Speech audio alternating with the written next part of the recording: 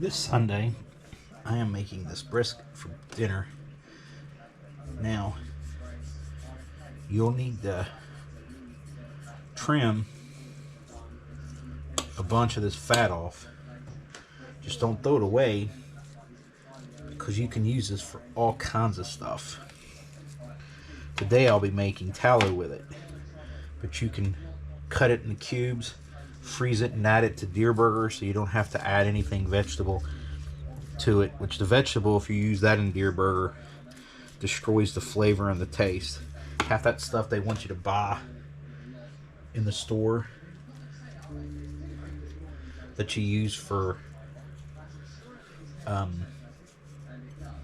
grease is not nearly as good as this. This doesn't have to be, once you've turned it into tallow, it doesn't have to be refrigerated. We'll go through the steps on how to do that. You want to get this down to about 1/4 of an inch. Now remember, when you're cooking at home, you're not cooking for competition. You're not cooking for a restaurant. You're cooking for whoever's at your house and yourself. So you can cook to your taste. So you don't have to trim it up to look nice and any of that if you don't want to. I prefer a smaller knife like the one I'm using, because I can control the blade a little better. You get a little better feel. But what you do need is it's sharp. It needs to be sharp. So make sure you sharpen it prior to using it. And this is pretty much all I'm going, not on this, I mean I'm going to do a lot more, I'll come back to it, but this is how you do it. You just cut the fat off, cut the ends if there's an oxidized section on it, which is the brownish, and you take that off. Then you put your seasoning on it. Then you can go mess with your fire while that brings out some, warms up to room temperature. Then you could smoke it. Okay, now that I've got the meat trimmed, both sides down to about 1/4 of an inch thickness left of the fat, I'll be cooking it with the meat side, this side, down. So I will begin with this side on with what I'm going to season it with. I start with Killer Hog's base. You don't need to actually have, like, use a mustard to hold it, because the meat itself will be able to hold the seasoning on. And where it's just basically I'm cooking for home, I don't have to use gloves, so I wash my hands all the time. But if you're in a jurisdiction or cooking for a business or competition, it's best to use gloves. Okay, so I've got that pretty much on this side covered. Now this is my own secret mix, and that I'm not going to share with you what's in it. But this helps add flavor and consistency.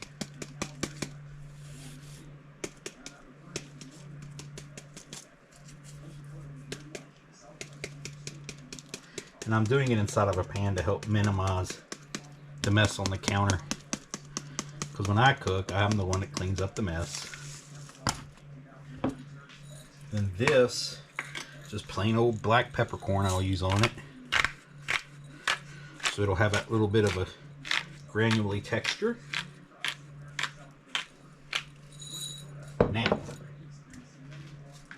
I'm going to add a little bit of spice to it. Not a lot, just a little.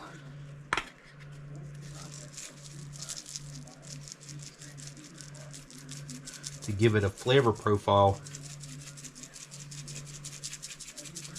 A lot of competitors and competition where businesses don't want to do, because you've got a lot of people who can't handle heat. But I'm cooking this for my own home,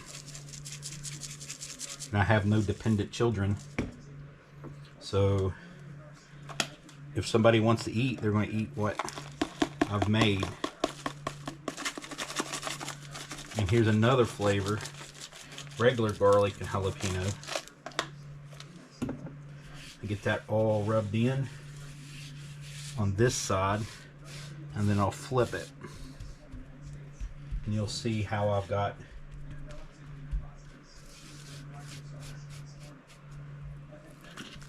it trimmed on that, on the fat side. See, I've got most of the fat down. You can see where it's within 1/4 of an inch. I've trimmed off all the oxidized parts. And since I'm not doing this for a competition, it doesn't have to be super pretty. Do the same thing on this side. And as this cooks, the fat on here will render, adding flavor and moisture to the meat. I'm going to get a pretty good coat on both sides. You can do the ends as well. The sides here. Let's see, put this one on, rub that in a little bit.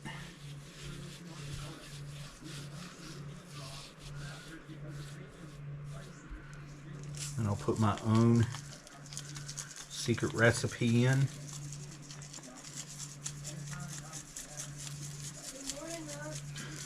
Morning. Yeah.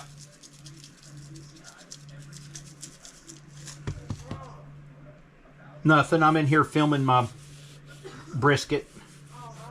Oh, you're fine. You're not using anything identifying. Alright, so my secret recipe in is on. We'll put plain old black pepper on this side to add that little bit of texture. Coarse ground. Back in Henry VIII's day, that much black pepper that I just used would represent almost the entire annual income for an average person, which is how the Ottoman Empire got all their money. And once the Portuguese and the Spanish found a way around the Horn of Africa, they were able to cut them out and save money. And that's why the Ottoman Empire was extremely aggressive with their jihads, fell into obscurity, and are obscure to this day, known as Turkey. Alrighty, so we've got this pretty well seasoned. Now what I'm going to do is I'll set this to the side, clean this mess up while this rests and the seasoning starts to draw some of the moisture out of the meat, and get the fire started. Once the fire gets started, I'm going to show you how to tallow the fat that I've cut off while this is cooking. This will take approximately 3.5 hours on the barbecue smoker, the charcoal smoker, and then the rest of it will be in the oven. Meat will only absorb smoke for about 3 to 3.5 hours. After that, it just won't do it. So there's no reason, non-competition or non-restaurant, to waste the fuel and continue to smoke it out on the smoker when you can cook it in your oven after it's already absorbed all the smoke it's going to. We'll come back. You can see the basic setup I've got going on here. I have lump charcoal. I prefer Cowboys, but around here in our local stores it's hard to find Cowboys charcoal, at least lump. So there's a mix of Cowboys and Royal Oak. I'm also using a mix of wood for flavors. I'm using cherry and hickory. Hickory's good on beef, and cherry will give it a little bit of a sweet. Once I get this lighted, lit, I should say, not lighted. 10 to 15 minutes to end the heavy smoke is what I call it, but a lot of people call that dirty smoke. When it starts doing the clear blue smoke from charcoal, then I'll put the meat on here. But that's as simple as it is. And then ever so often checking your charcoal level, adding more charcoal as needed, more wood as needed. And then once you've done that, about 3.5 hours in, you'll wrap it. I'm gonna use aluminum foil so to stay moisture or more moist, and I'll put it into the oven. And that way I don't waste charcoal trying to do something that it's not going to absorb any more meat anyway, any more smoke anyway. I'm using a combination of Cowboy lump charcoal and Royal Oak lump charcoal. I prefer Cowboys, but in this area it's hard to find Cowboys, so Royal Oak is just about as good. And you don't use lighter fluid or pre-soaked briquettes when you're doing your smoking, because it adds a chemical flavor to your meat. Instead, I'm using tumbleweed starters, and that's where a lot of this smoke is coming from, this heavy smoke. Once that clears out is when I will put the meat on, and then at that point it'll be 3.5 hours of smoking, just monitored, adding charcoal as needed. And I'm using a combination of cherry wood and hickory wood for flavoring. Now, different cooks are going to tell you different things. They'll tell you to put the fat side down, fat side up, thin part to the front, thick part to the front. It's really what you prefer, especially when you're not doing this for competition. But as you can tell, I put mine fat side up, thick part towards the heat. I've got a heat shield and water. Water keeps humidity in here to help keep from drying the meat out. And then you've got the heat shield that doesn't allow direct heat. It causes it to move and flow, but allows the smoke through. And if you look, you can see that's clean smoke coming out, or thin smoke. And from this point on, we just set a timer every 15 to 20 minutes to come out and check the fire, and we'll go on to do something else. That's pretty much how easy it is.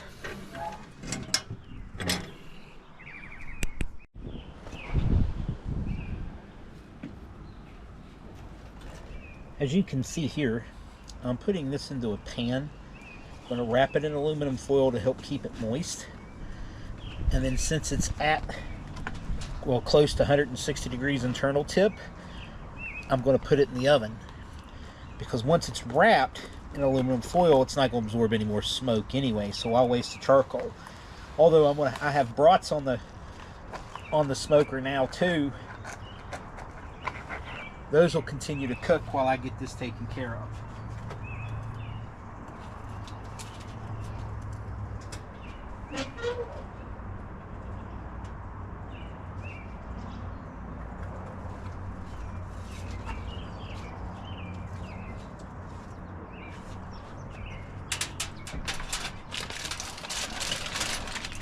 Now I will put it in the oven and cook it till it's got an internal temp of about 203 degrees. That way it's tender.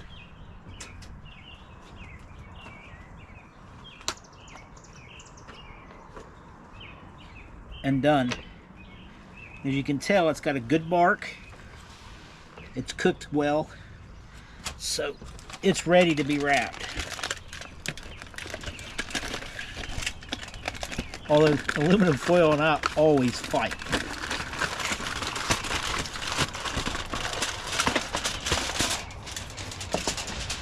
And that, as they say in Britain, aluminium.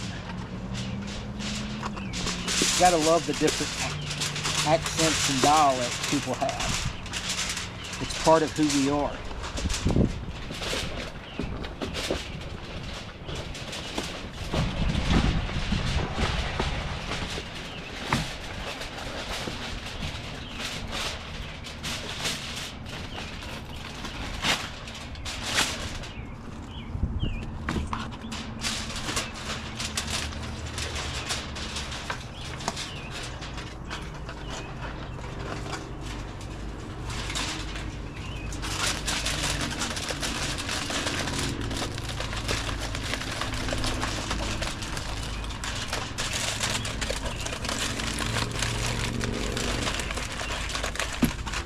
Now this aluminum foil will help keep moisture in it while it finishes the cooking process in the oven. Help keep it moist and tasty. And with the amount of seasonings I put on it and the time that I put in the smoker, it's really not going to destroy the bark, which is the biggest complaint a lot of people have about aluminum foil. But if it's just us, it don't matter. And that's about what it looks like wrapped. Has stalled, so it was ready to pull out. Now I'm going to have to let it set till it comes down to 140 degrees internal, but it will continue to cook and even setting out of the oven for the next 20 minutes to an hour. It'll go up 10 degrees before it starts to drop. And as you can tell, aluminum foil does not affect the bark. That is good. It looks divine. I still got to let it cool. It's got to get down to 140 before I cut it. But being typical, I have to look at it. You can see all the juice that's trapped by the thing to help keep it moist.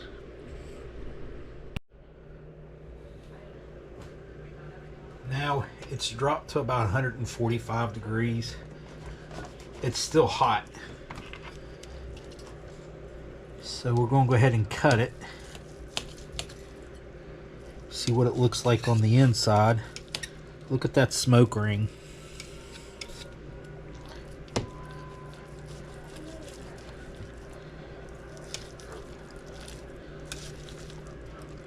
It's just simply falling apart. I'm using a cookie sheet due to the juices. If I use a regular cutting board, it would just increase the amount of cleanup I have to do. Just another simple life hack. I have no dependent children.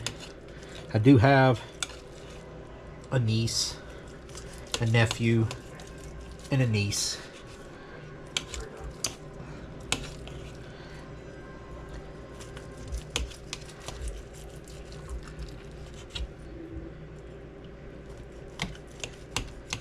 The only brisket that I would say that is better than mine most of the time is Cast Iron Smokers. You'll find that on an earlier video. His contact information is there. He does it for catering. But this is basically meal prep for me. I'll give some to some of my buddies, especially the ladies at work. Yeah, I know, the ladies. That's who I mainly work with, though. Then I'll eat most of this for dinner each night. I made homemade bread,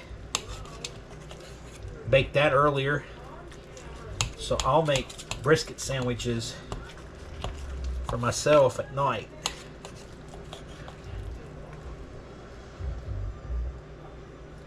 Look at that smoke ring.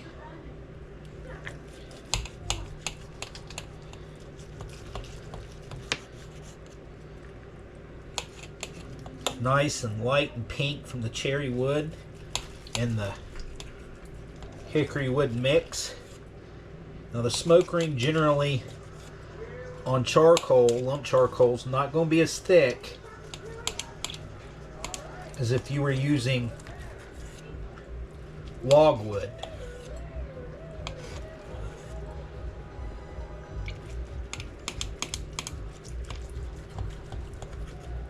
But I started this process at 7:30 this morning. It is now 7 o'clock and I'm just now getting to slice it. So it's about a 12-hour process to make a brisket. Slow and slow, and barbecue cannot be rushed.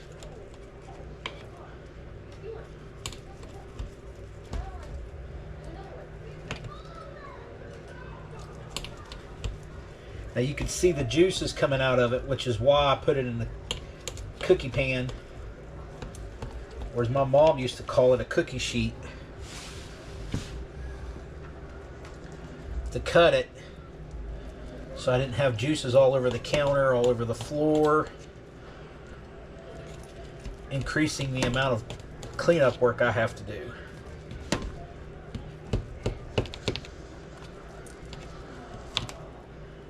When I cook, I'm the only one to clean it up.